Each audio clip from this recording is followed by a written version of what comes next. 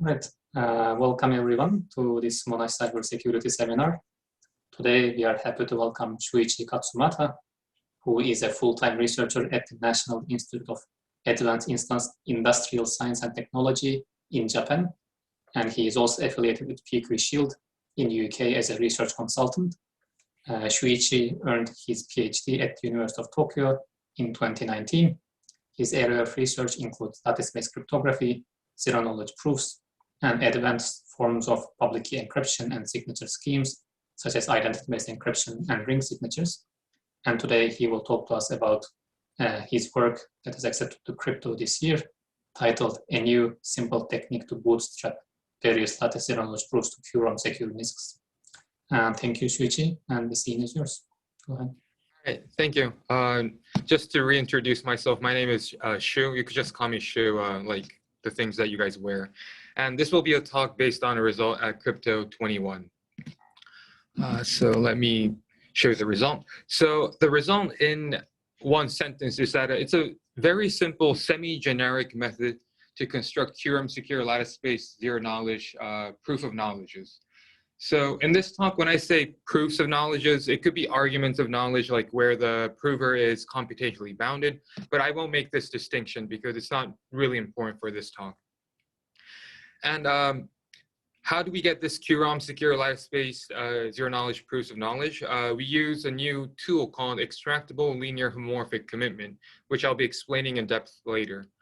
So basically what we get is that we can convert many of the classically secure lattice-based, let's say, Sigma protocols or any public coin interactive protocol and apply this commitment scheme on top of it to create a QROM secure NIZK. And the proof of knowledge is in the form of online extractability, where you don't have to rewind the adversary. And this will become a bit more clear in the later talk. So today's agenda will be, I will be explaining the background and motivation of this work and explain a bit more about QROM and NIZKs. And this will probably take up about half of so about 25 to 30 minutes. And then we'll get into our results and how we construct these extractable linear homomorphic commitments. As usual, if there's any questions, I'll be more than happy to answer them, so please interrupt me. Okay, so let's go on to the background and motivation. So what we'll be constructing is a NIZK called non-interactive zero knowledge. So roughly what this is that there's going to be a language and there's going to be a statement X in this language, and a prover who has a witness associated to this statement X, she can provide a proof pi where the verifier will be convinced that she knows a witness. And very informally, what zero knowledge tells us is that this cheating verifier, just looking at this proof pi and this statement X, it learns only the fact that there exists some witness that satisfies this, or where this statement is actually in the language or not. And it doesn't leak any information about the witness itself. And usually we define soundness, but in our work, we will just directly provide a stronger form of soundness called proof of knowledge. And what this proof of knowledge is that, again, very roughly, there's going to be a cheating prover. And let's say she outputs a proof pi. Then if this proof pi is valid, then there's going to be an extractor which will roughly extract the witness from this proof pi. And this tells us that if a cheating prover can output a valid proof, then the statement must have been in the relation because the extractor will be able to output a witness. So this implicitly defines soundness as well. And obviously this extractor can't just like do this magical thing without any other secret information. So usually this extractor will come with extra capabilities. In some cases, it might be a trap door, or it might be power to rewind the prover. But what this extractor can do is really out of this, it's not really important for this talk, but it's just that we will be able to extract some witness from this proof pi, and that just defines proof of knowledge. And when we talk about NIZKs, there's a lot of models. So the standard model is, well, it's what we really want, but it only exists for trivial languages. And where I mean by standard model is that there's no trusted setup, And there's just this only statement that the prover and the verifier shares in advance. But it only exists for very, let's say, polynomially evaluable functions. So it's really not interesting. So usually people consider the common reference string model or the random oracle model. So in the common reference string model or the CRS model, there's going to be a CRS generated by a trusted authority. And after that, the prover and verifier can non-interactively just provide proofs and verify them. And there's also the random oracle model where the prover and verifier or everybody in the system is provided access to this random oracle. And so the common reference string model, it doesn't require random oracles, so it's provably secure without any heuristics. But in some cases, it could be impractical. And also, the CRS causes some trouble in some scenarios because it requires a trusted setup. It can't just be any CRS that people generate. It has to be provided from a certain distribution. On the other hand, random oracles, since it's in the random oracle model, it is heuristic. But we have a lot of ways of making that a bit more formal. So proofs in the random oracle model. And typically, they become more efficient. And what people use in practice is usually this random oracle model. So in this talk, we'll be talking about NIZKs in the random oracle model. And this is what we'll be constructing. Good. OK. And when we talk about NIZKs in the random oracle model, there's going to be two distinctions. It could be the classical ROM or the quantum ROM. So what is this? So usually when we prove security, when we want to say it's post-quantum secure, then we implicitly assume that this adversary is going to have quantum power. So it has quantum. In this random oracle model, it will be able to evaluate hash functions over qubits in the real world, because it will have this hash function and it could run this on superpositions. So naturally, the QROM should also model this capability. So in this picture, in the left bottom one, this is a classical ROM because it inputs like 1x, which is not in superpositions, it's just a classical input x. And the random oracle was output y. But in the quantum ROM, the adversary can query in superpositions and receive an output in superpositions again. So we have to model this capability within the proof too. And this is where it's notorious, the QROM model, QROM, because typical classical ROM proofs that works seems to be hard to import to the QROM setting. So let me explain some of the known difficulties in the QROM. The first one is observing the adversary's input query is no longer obvious. Because in the classical world, when the adversary queries a random oracle on input x, we usually just say the reduction algorithm sees what x is.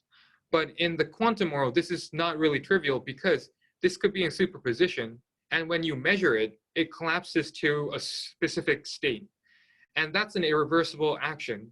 So the adversary might notice that it was measured, and the security might just stop at that point.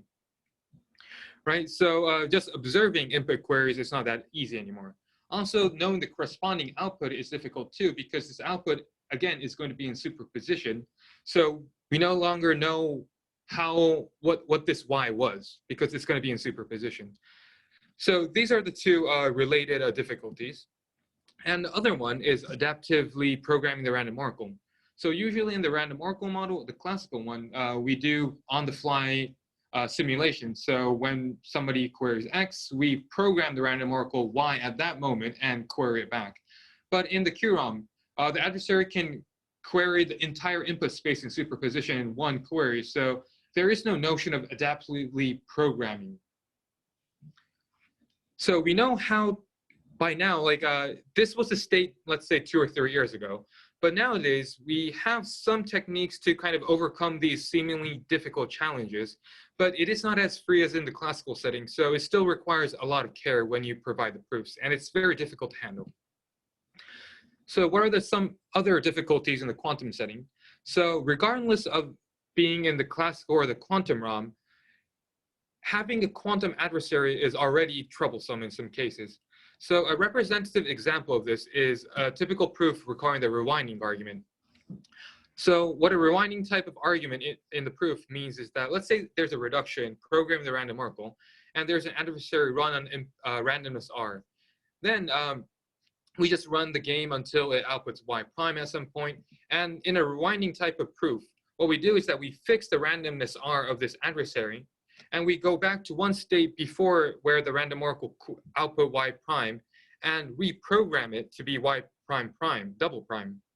And then we kind of do the same argument. And this is a very typical proof that shows up in, let's say, proof of knowledge in the random oracle model.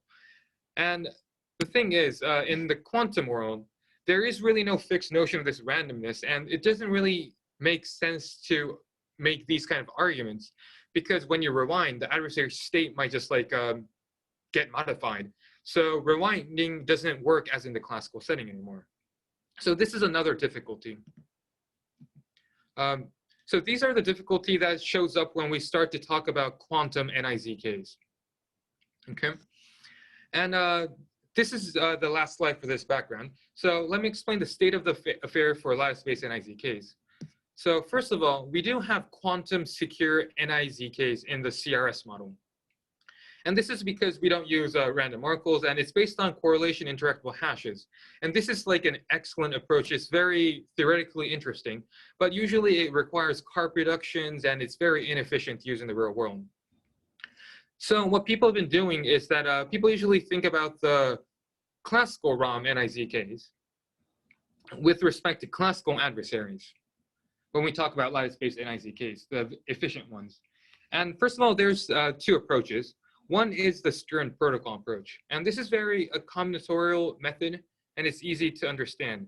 But usually when we think about very general languages, this becomes very impractical because it has a lot of power repetitions required, and it's not using this lattice in a very algebraically smart way. So this is where Fischer with abort types of approach has come along. This was originally done by Lifespace in 2009. And the original scheme was basically an analog of the Schnorr's protocol, so it only showed relations of SIS. But after that, a lot of smart people start to think about exploring the lattice structure more and widen the relation which it can support. And within this past, I think, 2 or 3 years, we've seen a lot of efficient schemes, and they are becoming practical. So the thing is, they're still classically secure. So it's based on post-quantum assumptions, but they're only proven secure for classical adversaries. And this talk is motivated to make these kind of schemes post-quantum. And let me just tell one thing, that these Stern protocol approaches, they have a very simple commit and open nature. So we actually know QROM security to hold in this setting. So this is the part that we're really not sure of whether it's going to be quantum secure or not. So this will be the target of our talk.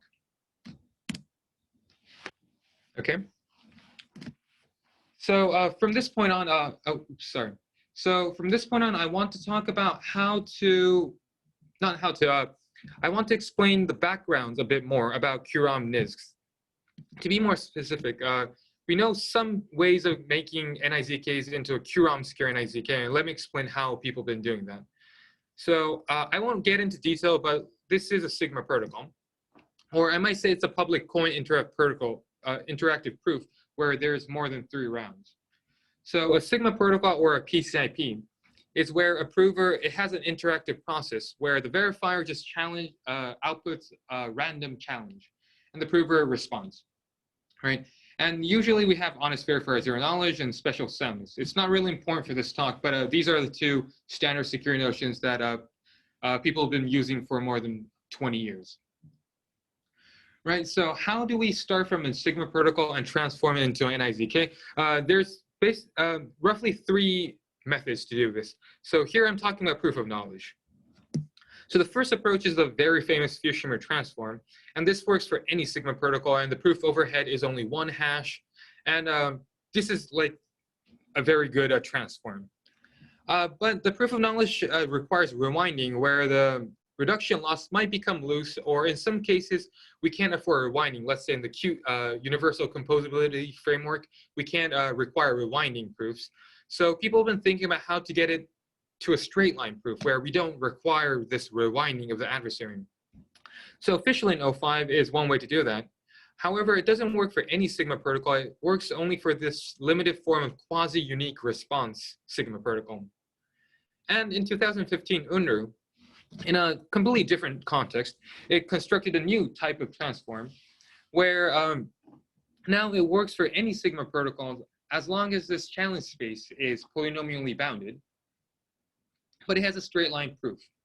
The only caveat here is that so this overhead is large if the base Sigma protocol supports exponential size challenge sets, because applying the UNRU transform, you only can use polynomially many challenges, even if the original one supports exponentially many. So you require a lot of power repetitions, and it becomes a bit inefficient compared to the Sigma protocol. So that was a classical setting. So in the quantum setting, the side turns a bit. So the Fiat-Shamir transform, it doesn't work for any Sigma protocol anymore. It only works for a specific type of Sigma protocol called collapsing Sigma protocols. And this rewinding, before very recent, like I think this year, after the crypto accepted papers list came out, before that, we only knew how to get proof supporting or losing q to the power 2t minus 1 in the security proof, where t is the valid transcripts that we need to extract witnesses. So this was very inefficient. The rewinding process required a lot of reduction loss. But due to this very recent paper, we now know how to do this in order of q squared, which is still a bit loose, but manageable. But UNRU's transform, on the other hand, it works basically the same as in the classical world. So there's no modification in the quantum world. So in this sense, UNRU's transform it applies for any Sigma protocol as long as this challenge set is small. And the proof is easy because it works basically the same as the classical world.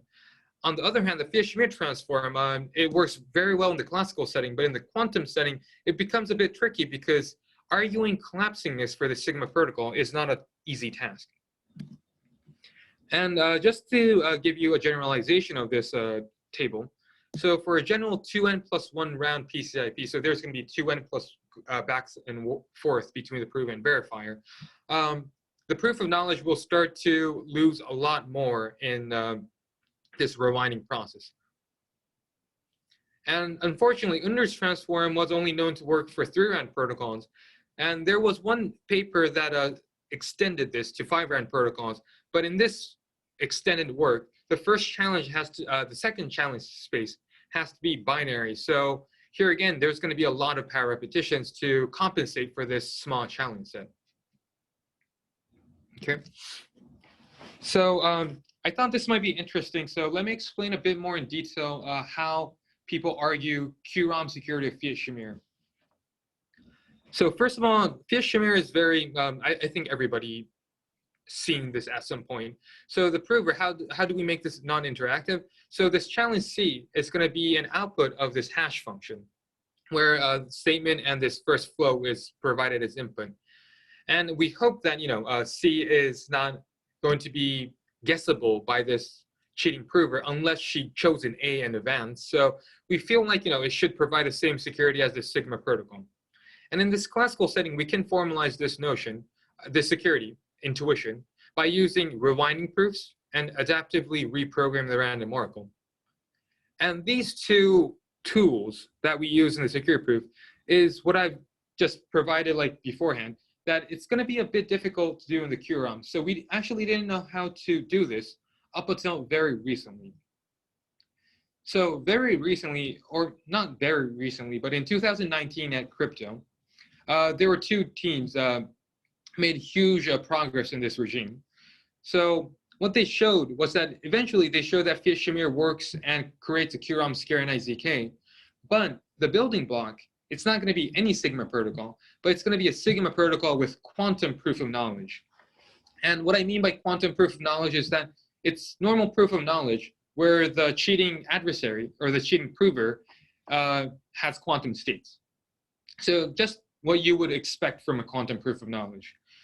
And how do we get this? So usually this is not something you can prove because, well, you can prove, but it's going to be difficult because it's not a very tangible security notion. You can't just prove that this is a quantum proof of knowledge. So what they did was that they went through another Sigma protocol that had this notion of collapsingness. And this is a bit more tangible. So given some protocol, it's more constructive. There's a more constructive argument telling us that whether it's going to be a collapsing Sigma protocol or not. And once you have this collapsing Sigma protocol, then you're going to be able to do this rewinding proof. So here you'd use a rewinding proof to move to this Sigma protocol with quantum POK. And then there's going to be a general method to adaptively reprogram the random oracle.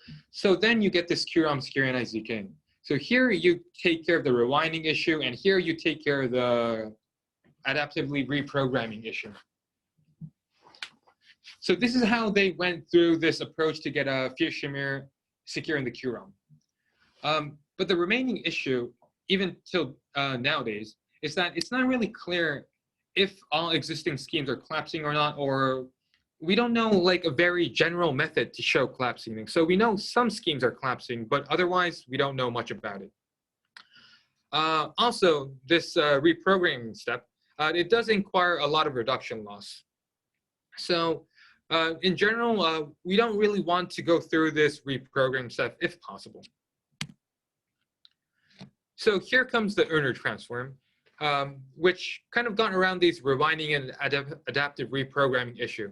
So this is, I think this was presented at Eurocrypt 2015. So it does come before the other two works, but it's good to kind of see Erner as the first work that kind of gone. This is the first work that I guess you could say that showed any notion of QROM security of NIZKs. And the rough idea to get around this rewinding and adaptive reprogramming issue was to just let the prover commit to all the challenge response pair in advance. So what does the prover do? So here, this is why the challenge space has to be polynomial large, but she will run through all the challenges in the polynomial space and generate responses for each individual challenge. And she will commit to the response. And then she's going to hash everything and get this challenge C, and she will open to this response ZC and just send all the other commitments. So why is this the proof of knowledge? So the intuition is easy. The proof is difficult, but the intuition is easy.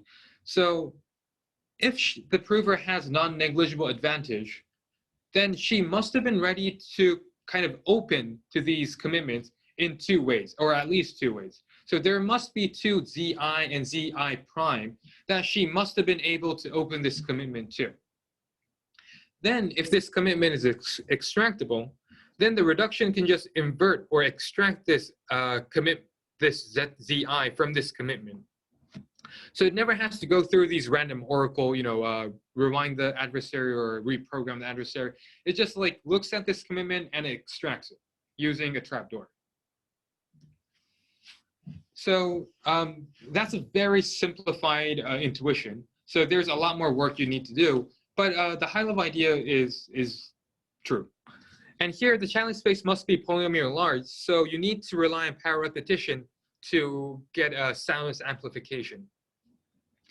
And when you already have an exponentially large sigma protocol, then this is going to be a lot more inefficient than Shuichi because you have to restrict the challenge space to polynomial size first.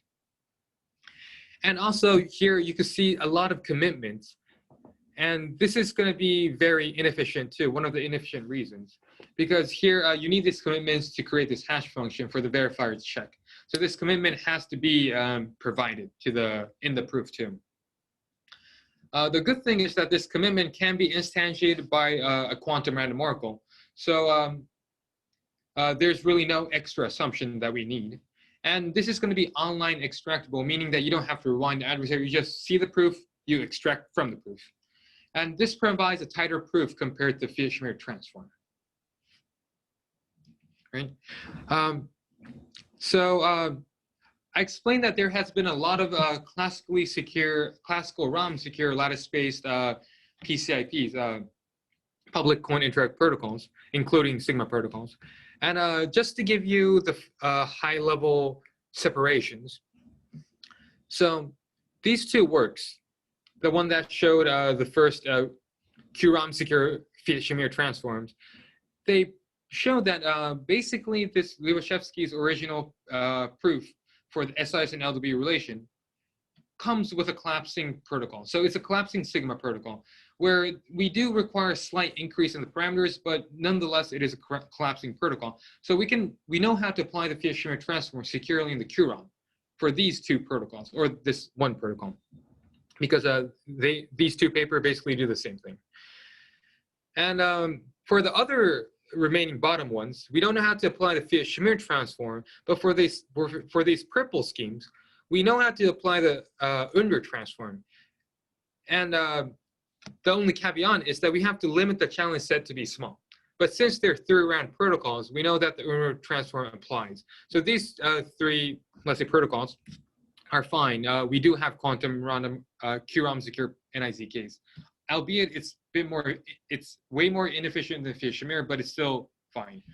And finally, these 3 protocols that requires 5-round or even more than 5 rounds, this is kind of handwave. We don't actually know if UNDR's transform is going to apply, but there are these like some limited results regarding 5-round secure 5-round secure protocols that can be transformed into non-interactive using the UNDR transform, albeit with some other extra conditions. So we don't know if it works, but it might.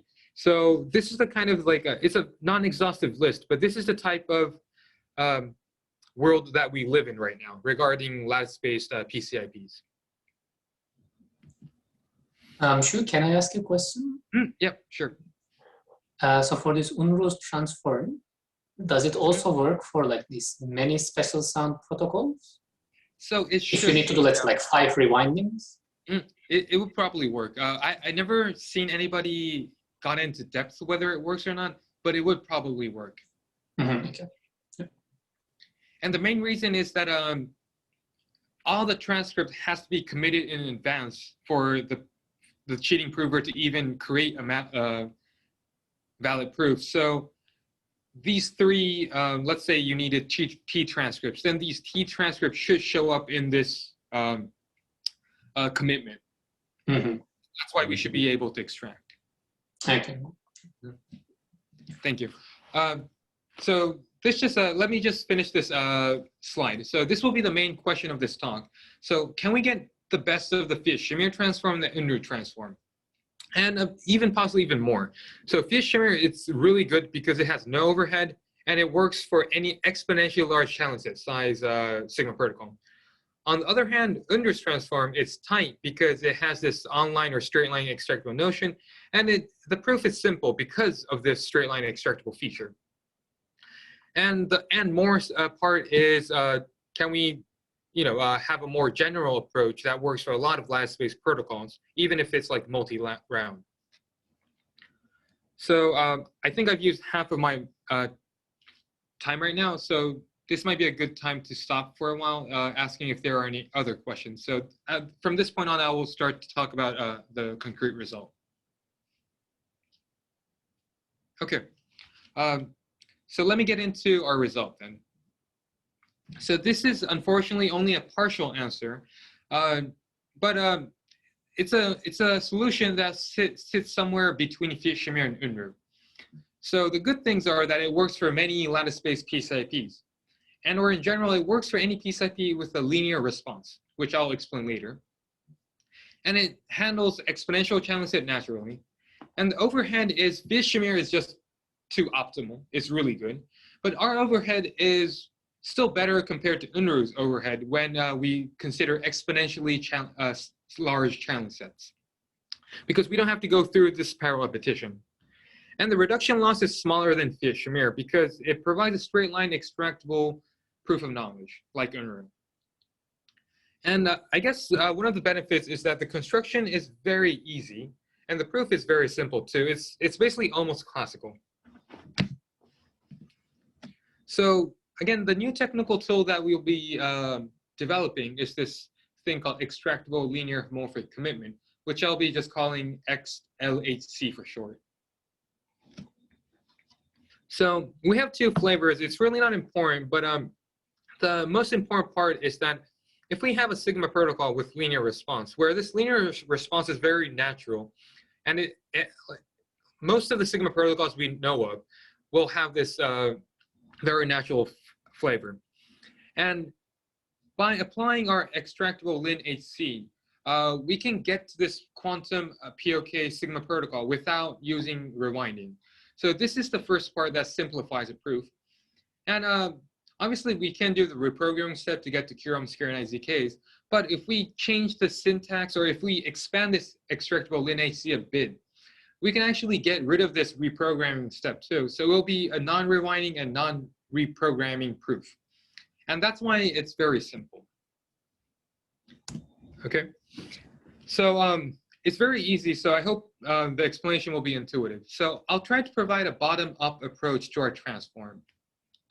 And as a very motivating example, I'll be using the Sigma protocol by Lubashevsky, which was the SIS or LWE relation. So if you understand this part, then you'll be able to apply this technique to most of the recent lattice-based Sigma protocols, because it's essentially the same as this protocol with a bit more algebraic structure. So the statement is a matrix A and a vector U, and the witness is this short vector E that satisfies this relation. Right? And what does the prover do? The prover is going to commit to some randomness by constructing this vector W. And the verifier is going to sample challenge C. This challenge C is going to have a short coefficients. It's going to be a polynomial with short coefficients. It sends the C. It's really not important what this is. It's just that it's short and it's very large. It comes from a large challenge set. And given this C, the prover will just compute this Z, and it performs this thing called rejection sampling, which is really not important for this talk. But the point is that since everything is short, just providing Z might leak the information on this witness. So we want to hide statistically this witness E.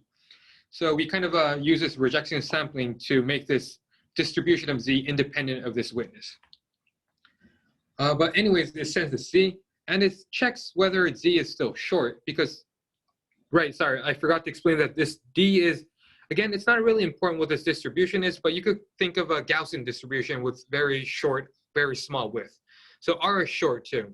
So when you multiply this short element C with a short vector E and add it with a short vector R, then this Z should be short. So the verifier will check that Z is short, and it will also check this equation. So it's basically the Schnorr protocol, like in the discrete log setting, but we also have this check on the norm of this witness.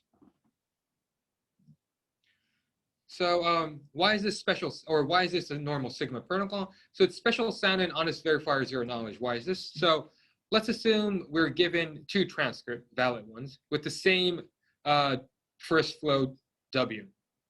Then we have these two equations, so we could just subtract each size, and we get this this equation back. So again, this is not really important, but it's not the exact relation that we started out with, because it's not in the form of A times something equals U. We're going to have this C minus C prime part. So it's going to come from a slightly different relation. And this is why it's called a gapped relaxed relation, where the other gap is that this witness might be a bit larger than what we originally started out with. So in lattices, we have this notorious notion of gap, relaxed, soundness. And it's usually fine for most of the applications, so I won't get in detail, but this is a type of soundness that we have for Lubashevsky's original scheme, right? And honest verifier zero knowledge, this is easy because we just have rejection sampling, so Z is independent of this witness, and we just recompute this W from the other side. Basically, it's the same as Schnorr protocol, right? So the main question that I want to answer is that how do we obtain two valid transcripts without rewinding the quantum adversary? So the situation is we're given one transcript. How do we get the second one without rewinding? Because that's the only way we know how to invoke this special soundness to extract the witness, right? So the first step is that we're going to add a linearly homomorphic commitment. So here we're just going to assume that we're in the CRS model right now. Eventually this will be an output of the random oracle, but right now for simplicity, let's say there's a public key for this commitment scheme. And what does the prover do? It's going to commit to its witness E using some randomness RE. So this hard bracket, it's going to show the randomness. So it's going to commit to the witness E and this randomness R that it sampled in the first flow. It's going to send it to the verifier. What do we do given this challenge C? So we're going to linearly compute a randomness for delta Z from this delta E and delta R here. And it's going to provide it to the prover, the verifier. And the verifier is just going to do the original checks. And in addition, it will check that this commitment constructed from this message Z and this randomness delta Z, that it's going to equal the C times commitment E plus commitment R. So the right-hand side, it's reconstructing this commitment Z from the commitment that it received in advance. So I hope this is clear. So this whole gray part is the same as the original scheme. The purple part is the components that we add to our scheme, this original scheme, right? And obviously correctness holds, right? Because when you see this, if it's linearly homomorphic in the message and in the randomness, then we get correctness. The question is this still a standard Sigma protocol? Well, special soundness still holds, because when you're given two transcripts, then just ignoring this linearly homomorphic part, we just invoke the special soundness of the original scheme. Also, why is this honest verifier zero knowledge? It's because if this commitment is hiding, then this is zero knowledge again too. So we check that it's a standard Sigma protocol. The question is, does this bring us anything new to the table? So let's kind of see how we can get extractability, or let's see an attempt to do that. So in the security proof, what we're going to do is that we're going to reprogram this public key using the simulation of the CRS. So it's going to output a public key star with a trapdoor tau. And what does this trapdoor tau allow you to do for any honestly generated commitment X? So if this commitment X is in this form, then using this trapdoor, we are guaranteed to output this X that was committed to this commitment X. So this is the power of this trapdoor. So again, the question is like, can we use this to do what we wanted to do? And what do we want to do? So what we want to do is that we are given one valid transcript, and we want to extract a witness E. So this is an incorrect naive argument where we just say, let's just run this extractor with this trapdoor tau on this commitment E that we're given. Intuitively, it should provide E, right? But this is really wrong. And the reason is, as I said, this commitment, for this extraction to work, this commitment has to be in a valid form. It has to be in a form of honestly generated commitments. But we have no guarantee of that, because the cheating prover might just be modifying this, might be creating this malicious commitment, right? And the thing is, the only commitment that we know of to be in a valid form is this final commitment here. So we know that commitment Z is in fact a valid commitment because we recompute it back using these input Z and delta Z. But this is the only commitment that we are guaranteed to know that it's valid. So the question is, does this extraction, this added extractability property, does it provide us anything new? Can I ask another question? Sorry to sure. interrupt. So here, what we mean by extractability is kind of like decryption, right? Yeah, you could think of it because there is decryption. also this other notion of extractable commitments, which is, I think, different. Like you need to have multiple commitments, and then you get an opening or something like that. Yeah, maybe. So yeah, think of it as like a decryption. Yeah, you're definitely right. Yeah. So it just receives this commitment and it just decrypts. Yeah. Mhm. So the correct way to argue extraction is this third step. So it's a very simple observation as before. So this commitment is prepared before the challenge C, and this is how we kind of leverage extractability. So for simplicity for now, let's assume the non-interesting case where this challenge space, so this space, is polynomial large. And since the cheating prover has some non-negligible advantage, we will assume that it would have been able to provide a valid challenge, a valid response for another challenge C prime. So these two assumptions is what we're going to make right now. So in this setting, the extractability or the extraction of the second valid transcript is very easy. So what do? We are going to run over all the challenge space, which is only polynomial large, so which we can do. So the extractor of this sigma protocol is going to run through this challenge, and it's going to construct a commitment Zi for each of these I. And then it's going to try to run this extractor for this commitment using the trapdoor town. And the question is, like, why does this work? And the reason why it works is that by assumption, we know that there's going to be another C prime that the prover must have been able to respond with a valid Z prime and delta Z prime. So we know that there exists at least one other commitment, ZC prime, where I equals C prime, that this is a valid commitment. And since this valid commitment is guaranteed to exist, even though we don't know what that is, we can just run through all the challenge space, create all the commitments that could have been constructed, and extract it from it. And this is how we argue extraction for a sigma protocol with a polynomial challenge space. Okay. So at this point, we can extract this Z prime and C prime. So we can just invoke the special soundness and extract this witness E using the special soundness of the sigma protocol.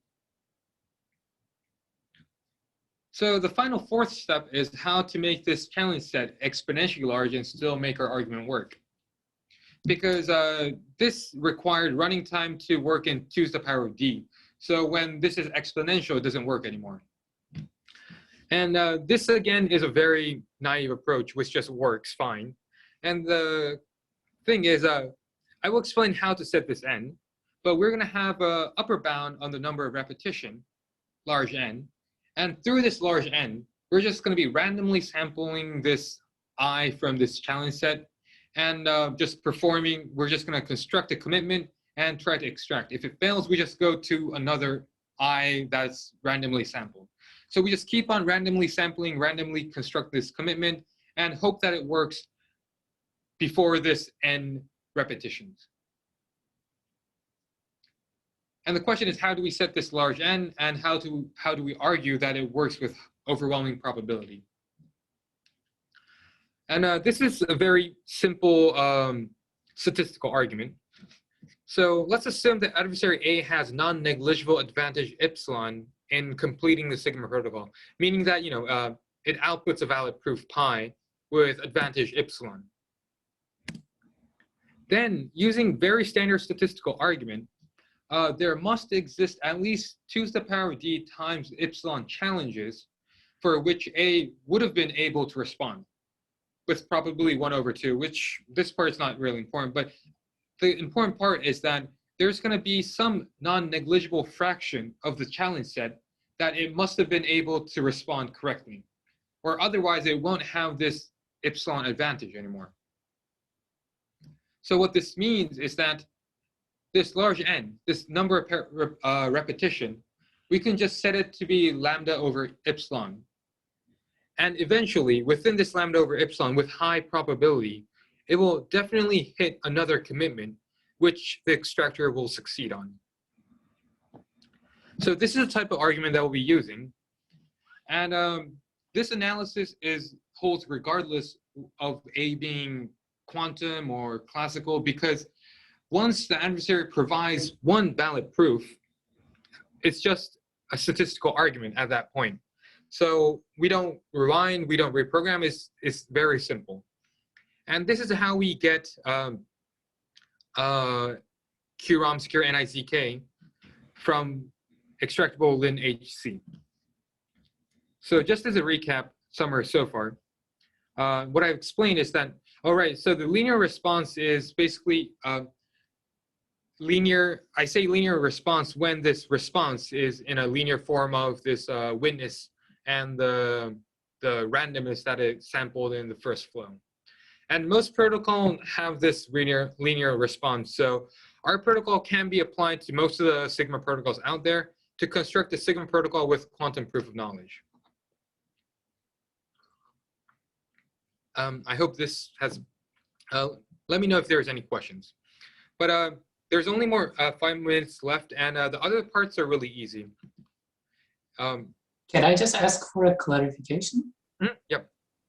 So does this mean if you have a Sigma protocol that has this linear response structure, it's automatically, or there is a reduction that gives you QROM security, is that correct? If you use this building block, yes, this extractable LIN-HC. Okay. And yeah, so at this point, if you are fine with using reprogramming, then previous results already tell you that you have a QROM secure NIZKs. Okay. And I'm not going to go into detail because this is based on prior work. But this extractable linear HC, when you use this, I said that it's going to give you a quantum proof of knowledge, but it actually provides something stronger called quantum straight line proof of knowledge, where you don't require rewinding of the adversary. And exploiting this extra strengthening of this quantum proof of knowledge, then we can just use prior techniques that uses easier reductions that requires no reprogramming. And with this, we can just directly go this bottom path and get a QROM secure NIZK from any Sigma protocol with linear response. So there are some details worth mentioning. So the final, this blue part, I said that it just works from prior results, but there are some subtleties. So we only have computational honest verifier zero knowledge, whereas past schemes, I think they use statistical honest verifier and zero knowledge. So we require a slightly stronger notion of extractable LIN-HC to kind of compensate for this computational flavor. I didn't explain it, but it extends to multi-round security very naturally. Also, this commitment key, it's since it's sampled uniformly from this bit strings, so we could just use a random oracle to output this bit string rather than using a CRS. So there's no trusted setup in our scheme. And this part I think is interesting. It's a dual mode NIZK because depending on the mode of the public key, whether it's the extraction mode or this uniform random mode, it will give you a statistical zero knowledge in one mode or a statistical sound mode in the other mode. So what this is that you have a dual mode flavor, so you can swap the public keys to get statistical soundness if you want. And that's why there's no notion of this very difficulty of using quantum adversaries, because the notion of quantum adversaries only really shows up when you're arguing this movement of this public key from the CRS, I mean the zero knowledge mode, to this soundness mode. So I have 2 or 3 minutes left, and I think this will be a good time, or it will be sufficient time to explain how to get extractable LIN-HC. So this was already pinpointed, a question by Muhammad, so it's very easy. We just use a PKE to get this. Let me explain one way to do this from lattice-based schemes. So the commitment key, where there is no trapdoor for extraction, will just be a random matrix over this domain. And to commit to witness E and randoms R, we just create some form of reg of encryption scheme. And the randomness are the short vectors S's. So if you are aware of these Regev encryption schemes, they're linearly homomorphic. So we just add them and we just naturally get this linear homomorphic flavor for this randomness and for this message. How do we extract? So this is Regev decryption, or I should have said dual Regev decryption. So we're going to set this B with a trapdoor, which is basically a small matrix D1, D1 satisfying this equation. And to extract, we just perform decryption, as Mohammed noted. It's not really important, but setting these P's and noise values correctly, then we can just take the mod Q, mod P, and we get this message X back. So this is how you could get a linearly homomorphic commitment, which is extractable. And the commitment keys are indistinguishable due to LWE. So for concrete efficiency, we can optimize the scheme by using N-true-like PKE, and that's what we actually do in our paper. So finally, as a concrete application, we targeted this exact sound 5-round PCIP by Budel, Lubashevsky, and Schaffner. No, wait, not Schaffner. Sorry, I should know this, but I forgot the last author here, but BLS 19.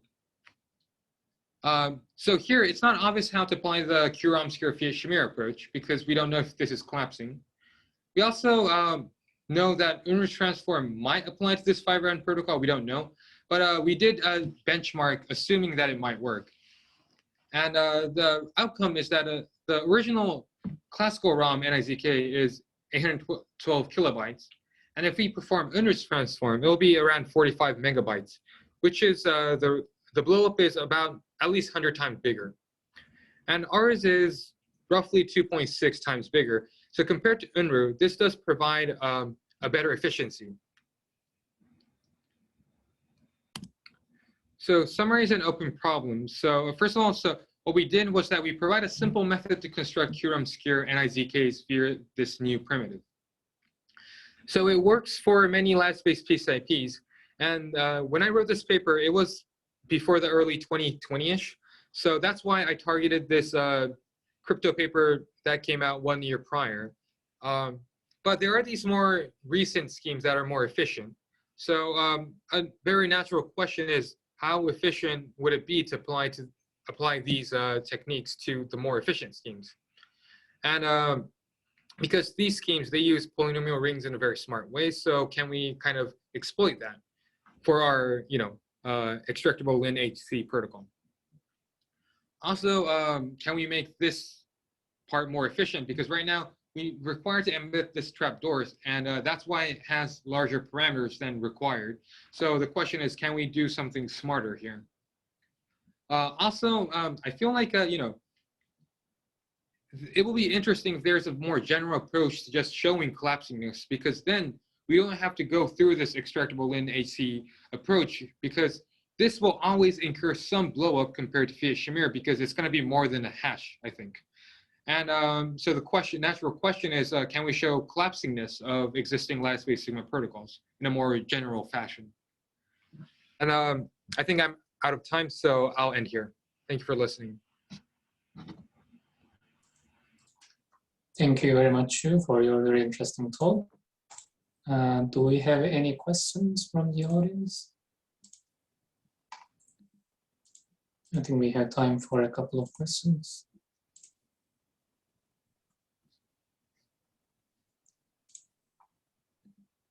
Go ahead, Yifu. You mentioned in the FMS 19, they proposed the collapsing schema protocol. Can that be applied to other Lattice? So do you mean that it cannot be applied to many existing Lattice-based Sigma protocols? So it's a difficult question, because collapsingness is a property that a Sigma protocol has, and it's not really straightforward to check whether it has this property or not. And as far as I know, the only way to show whether a protocol has a collapsingness feature or not is through this argument of using compatible lossy functions. And the question now is, can we construct compatible lossy functions for these other protocols? And that part is open. I don't think there's a very general way of saying that it has a compatible lossy function or not. Okay, thank you. Yeah, actually, I have a related question about this. So if you were to, for example, apply your technique to the standard Lubashevsky's protocol, and so you have that one, and then other alternative is showing the collapsingness by basically using more, let's say, aggressive parameters. Do you know which one would be more efficient? So for this Lubashevsky's protocol, it will be more efficient to go through this collapsing approach. Ah, okay. So collapsing means if it can be shown, it still gives you more efficient solution. Right. So for the Lubashevsky scheme, you can show collapsingness, and this was already shown by the crypto paper, the Liu Zhandri paper and the Dawn et al. Paper at 2019. So I think the parameter only degrades by maybe 2 or 3 times. So it's really manageable. But the thing is, if you just want a Sigma protocol for Lubashevsky's scheme, and if you don't care about proof of knowledge, then it was already done in which paper is that? Kiltz, Lubashevsky, and Schaffner 2019 Eurocrypt. It was the paper on the concrete treatment of dilithium in the quantum random Oracle model. Yeah, but I was mainly asking which one gives less overhead, either this linear response or showing that it's collapsing. So in this case, it will be the collapsing one, will be small. Okay, yes. Any last questions, anyone?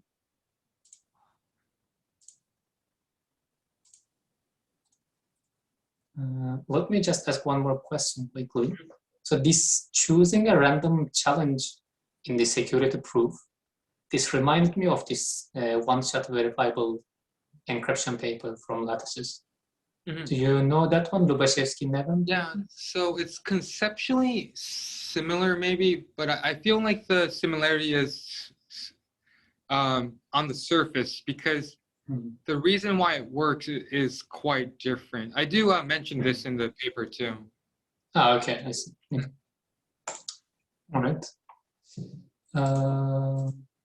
Thank you very much. Let me see if this will work. Okay. Yeah, okay. So thank you very much, everyone, for your attendance. And thank you very much, Shu, for your very interesting talk. And hope to see everyone in the next seminar. See you. Thank you.